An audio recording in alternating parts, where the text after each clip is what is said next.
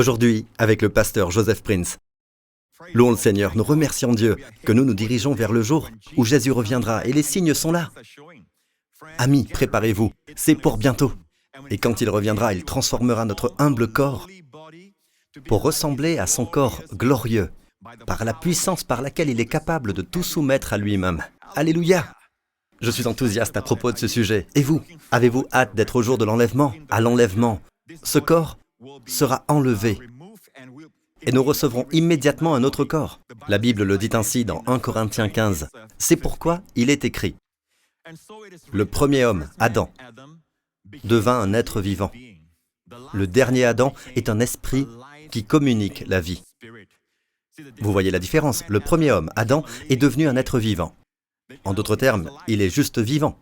D'accord? Mais le dernier Adam est devenu un esprit qui communique la vie. Qu'est-ce qu'un esprit qui donne la vie et un être vivant? Vous pouvez être un être vivant et juste vivre pour vous-même, mais un esprit qui communique la vie fait que tous ceux qui entrent en contact avec vous reçoivent la vie. Et le dernier Adam ici est bien sûr notre Seigneur Jésus-Christ. Mais ce n'est pas le spirituel qui vient en premier, c'est le naturel. Ce qui est spirituel vient ensuite. Le premier homme, tiré de la terre, est fait de poussière. Le second homme, le Seigneur, est du ciel. Tel est l'homme terrestre. Tels sont aussi les hommes terrestres, et tel est l'homme céleste. Tels sont aussi les hommes célestes.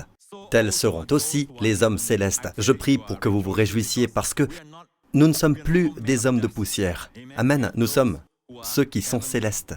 Et de même que nous avons porté l'image de l'homme fait de poussière, nous porterons aussi l'image de celui qui est venu du ciel. Vous savez, l'image de l'homme de la poussière est sujet à la maladie, à la mort, au désastre.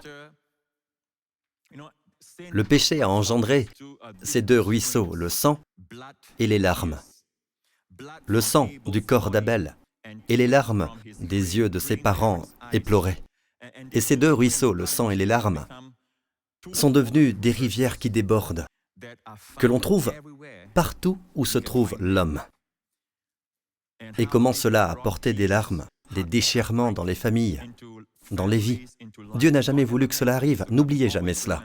Mais mon ami, réjouissez-vous car nous avons porté l'image du premier homme, soumis à la mort, à la pourriture et tout ça. Nous porterons l'image du second homme. Amen. Et c'est là que se trouve notre espoir. Louez le Seigneur. Merci Seigneur Jésus. Ce que je veux dire, frères et sœurs, c'est que notre nature actuelle ne peut pas hériter du royaume de Dieu. Et ce qui est corruptible n'hérite pas non plus de l'incorruptibilité. Voici, je vous dis un mystère. Écoutez bien, nous ne mourrons pas tous, mais tous nous serons transformés. Alléluia, cela fait référence aux croyants. Nous ne mourrons pas tous, mais tous nous serons transformés en un instant, en un clin d'œil, au son de la dernière trompette. Alors les morts ressusciteront incorruptibles. Et nous serons transformés. Lorsque ce corps corruptible aura revêtu l'incorruptibilité et que ce corps mortel aura revêtu l'immortalité. Ainsi, quand le corruptible aura revêtu l'incorruptibilité et que le mortel aura revêtu l'immortalité, alors s'accomplira cette parole de l'Écriture. La mort a été engloutie dans la victoire. Alléluia! Oh la mort, où est ton aiguillon? Maintenant, c'est un défi et un cri de l'esprit dans Osée que Paul cite ici à ce moment-là. Maintenant, cela s'est produit. Dans l'enlèvement, cela se produira. Mort, où est ton aiguillon? Enfer, où est ta victoire? L'aiguillon de la mort, c'est le péché. Et ce qui donne sa puissance au péché, c'est la loi. Regardez encore. L'aiguillon de la mort, ce qui cause la mort, c'est le péché. Vous vous en souvenez, mon ami, ce qui cause la mort, c'est le péché. Mais qu'est-ce qui donne la force au péché? La force du péché, c'est la loi. Mais merci à Dieu qui nous donne la victoire dans notre Seigneur Jésus-Christ. Maintenant, je prie pour que vous receviez cela, que vous compreniez que le péché est ce qui engendre la mort. Donc si nous allons plus loin, pourquoi la mort existe-t-elle? Pourquoi ces deux courants de rivière qui vont dans le sang de toute vie? Vous savez, la maladie et le meurtre, la mort, la destruction, le désastre, tout cela à cause du péché. Le péché a engendré la mort. S'il n'y a pas de péché, il n'y aura pas de mort. Adam aurait vécu pour toujours, jeune, pour toujours en bonne santé, fort, pour toujours, toujours dans le jardin d'Éden. Pas vrai? Mais Adam est tombé, l'homme a péché, mais le dernier Adam est venu. Amen. La Bible dit de libérer tous ceux qui, par peur de la mort, ont été soumis toute leur vie à l'esclavage. Jésus va revenir pour nous, pour une chose. Amen, pour racheter nos corps. Et c'est ce que dit la Bible. Quand Dieu nous donne un esprit, il nous donne les arts, l'acompte. L'esprit est comme le premier fruit, l'acompte que nous avons reçu. En d'autres termes, un acompte signifie que je reviendrai et que je rachèterai entièrement. Donc, il y a la rédemption par Jésus, versant son sang, racheté par le sang. Et il y a une rédemption par le pouvoir. Quand il reviendra, nos corps seront transformés par cette puissance par laquelle il soumet toutes choses. Amen. Notre corps deviendra un corps tout neuf. Amen. Incorruptible. Amen. Immortel. Alléluia. Pour toujours. Merci à Dieu. N'êtes-vous pas impatient que cela arrive? Mais en attendant que cela arrive, entre maintenant et l'enlèvement, y a-t-il un espace où nous pouvons marcher dans la victoire, où nous pouvons dominer la maladie, le mal, dominer la dépression, toutes les formes de mort? Parce que nous savons que le dernier ennemi sera la mort physique, qui sera mise sous ses pieds. Nous nous sommes donc arrêtés la semaine dernière au passage où il parle de l'esprit, de l'âme et du corps. Voyons l'illustration une fois de plus, ok? Donc, la Bible dit que le Christ est en vous. Même si Christ est en vous, le corps est toujours mort à cause du péché. Mais l'esprit, votre esprit est vivant à cause de la justice. Et cette justice a la vie. Votre esprit est vivant à cause de la justice. Et le chapitre en entier, du moins la première partie du chapitre, parle d'orienter votre esprit sur l'esprit et non sur la chair. Ne soyez pas conscient de la chair, ne soyez pas conscient du péché, ne soyez pas conscient de la maladie, soyez conscient de la vie de résurrection, soyez conscient de la justice.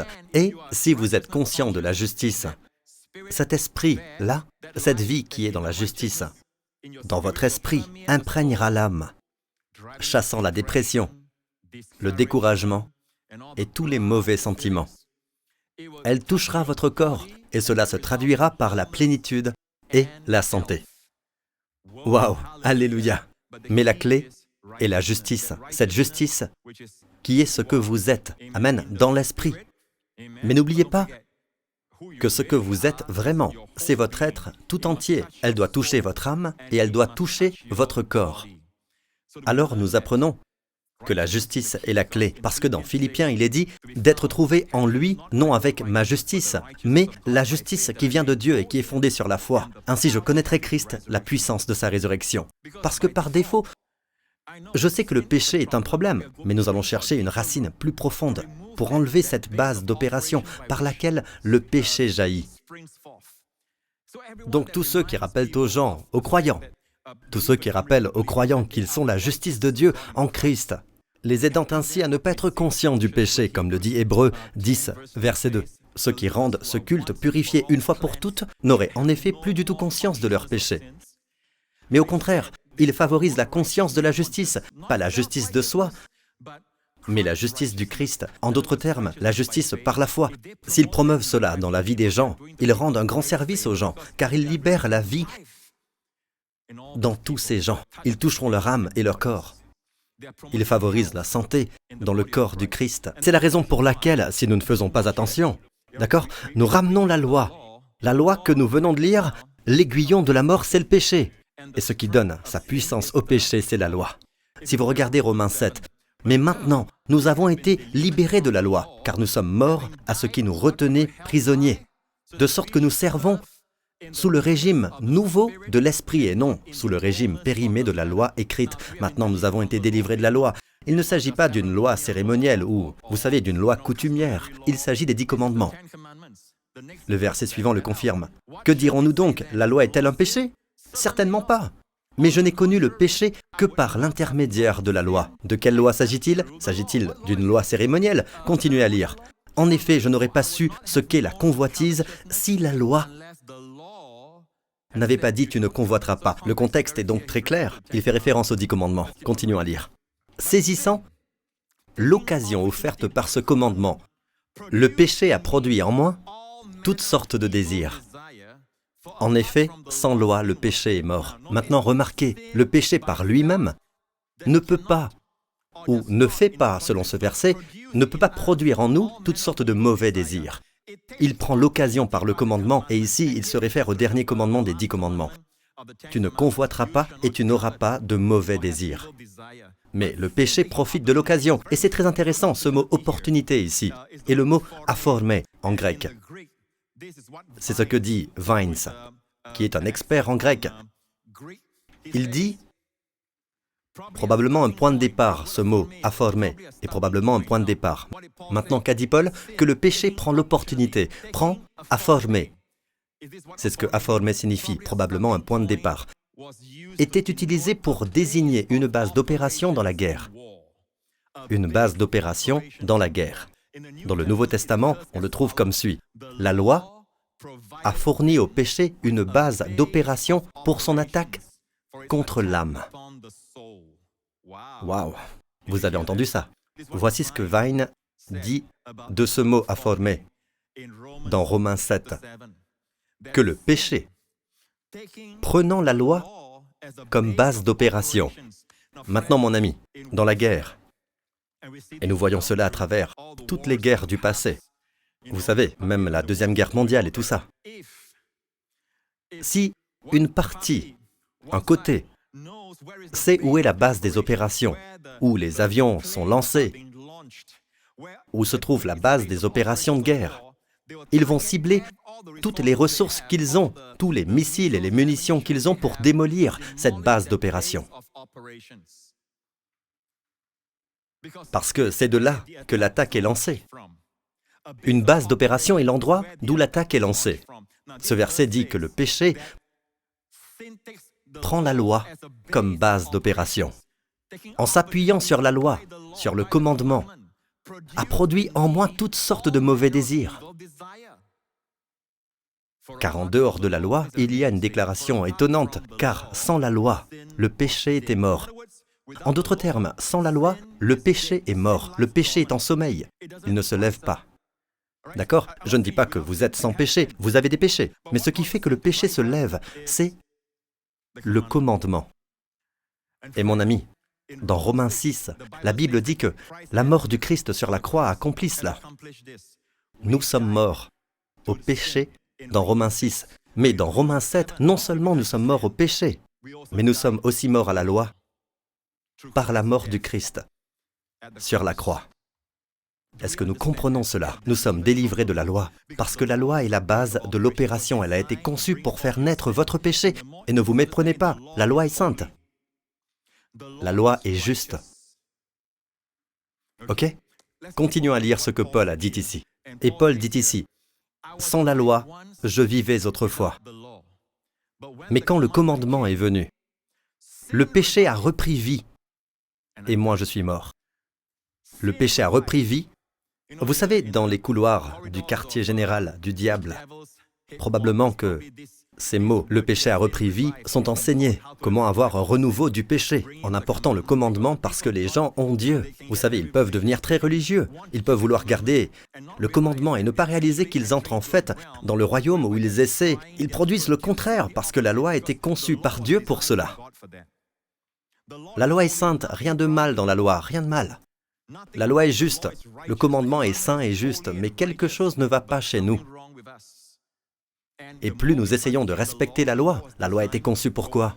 Pour nous mettre en évidence nos défauts, nos manquements. Amen, nos péchés. En fait, plus vous essayez de la garder, plus elle est mauvaise. Maintenant, regardez Israël au pied du mont Sinaï.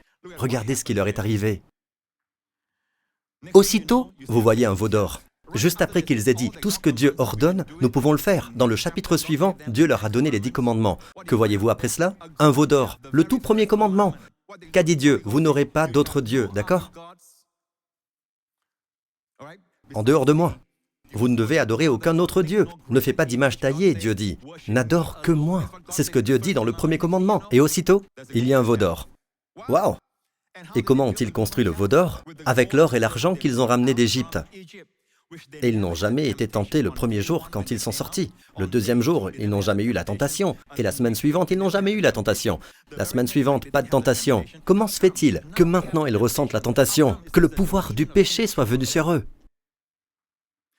Parce que l'homme s'est mis sous la loi. Et Romains 6,14 dit, « En effet, le péché n'aura pas de pouvoir sur vous, puisque vous n'êtes plus sous la loi, mais sous la grâce. » Mais maintenant, Israël s'est mis sous la loi, donc il y a la domination du péché. Et n'oubliez pas, le péché avec tous ses dérivés, la maladie qui le suit de près, la maladie, la dépression, l'effondrement des relations et la mort.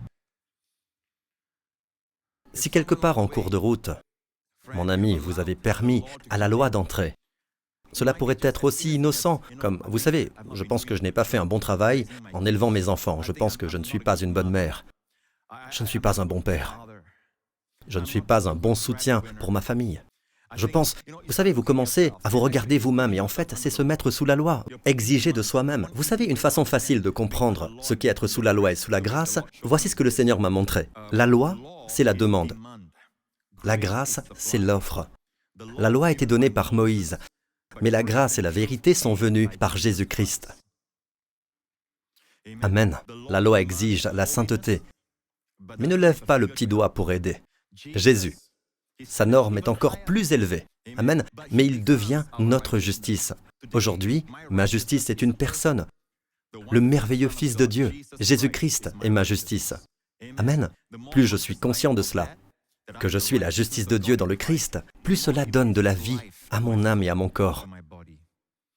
Maintenant, il s'est passé quelque chose de très intéressant qui me fascine. C'est le fait que Adam a reçu la sentence de mort. Le jour où il a péché, Dieu a dit « Tu mourras, tu mourras ». Pourtant, il n'a pas été exécuté immédiatement ce jour-là. Adam est mort 930 ans après. Cela a pris du temps. Alors même cela, cette découverte que vous êtes la justice de Dieu en Christ, vous ne verrez peut-être aucune différence dans votre corps au début. D'accord? Mais par la même occasion, une fois que la justice est là dans votre esprit, elle se manifestera dans les jours à venir. Alléluia! Avez-vous remarqué autre chose? Les gens du temps d'Adam vivent des centaines et des centaines d'années. Et plus tard, avant le déluge, ils peuvent vivre 400 ans, 500 ans. Et puis, juste avant que la loi ne soit donnée, ils vivaient de longues vies. Donc, d'Adam à Moïse, il y a eu le péché. Bien sûr, le péché est entré par Adam et sur tous ses descendants. Mais jusqu'à Moïse, ils ont vécu longtemps. En d'autres termes, ils ont vécu jusqu'à la loi. Il y a quelque chose de très intéressant que la Bible nous dit dans Romains 5. Ici, dans Romains 5, il est dit « C'est pourquoi, de même que par un seul homme, Adam, le péché est entré dans le monde, et par le péché la mort, de même la mort a atteint tous les hommes, parce que tous ont péché. » Maintenant, regardez bien, c'est très important pour vous, car jusqu'à la loi signifie jusqu'à ce que la loi soit donnée. Le péché était dans le monde. Nous savons tous qu'il est venu d'Adam. Le péché était dans le monde, mais il n'y avait pas encore de loi. Dieu n'avait pas encore donné la loi. En effet, avant que la loi ne soit donnée, le péché était déjà dans le monde. Or, le péché n'est pas pris en compte quand il n'y a pas de loi. Pourtant, la loi a régné depuis Adam jusqu'à Moïse. Moïse est un représentant de la loi. Donc, d'Adam à Moïse, jusqu'à l'arrivée de la loi, les hommes vivaient longtemps, même s'ils avaient péché, même si la mort existait. Il semble qu'elle ait été maintenue à distance. Je vous le dis, mon ami, lorsque vous enlevez la conscience du péché de la vie d'un croyant, vous étendez en fait la vie du croyant. C'est le mot. Vous prolongez la vie de ce croyant. Alléluia! La mort vient avec la loi à cause de cela. Paul le dit dans Galates 3, en effet, tous ceux qui dépendent des œuvres de la loi sont sous la malédiction. Car il est écrit, maudit soit tout homme qui ne reste pas fidèle à tout ce qui est écrit. Remarquez bien tout ce qui est écrit dans le livre de la loi. Vous ne pouvez pas choisir ce que vous êtes capable de garder et jeter tout le reste, non. Vous devez tout garder pour être juste. D'accord? Comme le dit Jacques, si vous offensez, vous brisez une loi. Vous êtes coupable, pas seulement de celle que vous enfreignez, mais de toutes les lois. C'est comme un collier de perles. D'accord? Une perle se brise, le collier entier est en pièces. Écoutez, mon ami, si vous faites de votre mieux, ce n'est pas assez selon la loi. Vous devez faire tout ce que dit la loi, sinon vous êtes sous la malédiction. Mais mon ami, le verset suivant dans Galates 3 dit « Christ a payé la rançon, il nous a rachetés de la malédiction de la loi, en devenant malédiction pour nous, puisqu'il est écrit « Tout homme pendu au bois est maudit ». Donc si le Christ a pris cette malédiction pour nous, et alors la Bible dit « Nous ne vivons pas par la loi, nous vivons par la foi ». En fait, si vous regardez dans Galates, le contraire de la loi, c'est en fait la foi. On oppose toujours la foi et la loi. Et la Bible dit que le juste vivra par la foi. J'aime ça. Le juste par la foi vivra. Dans Romains 1, vous savez, nous lisons cela de cette façon. Et ça peut se lire des deux façons en fait. On peut lire « le juste vivra par la foi ». J'avais l'habitude de penser à ça comme les gens qui croient en Dieu, vous savez, pour leurs finances et tout cela, quand ils sont dans un ministère à plein temps. C'est vrai, les justes vivront par la foi, mais en fait, l'essence, et je pense que certains traducteurs l'ont fait ressortir clairement, c'est en fait le juste par la foi. Le juste par la foi vivra. Plus vous croyez que vous êtes juste par la foi, vous vivrez.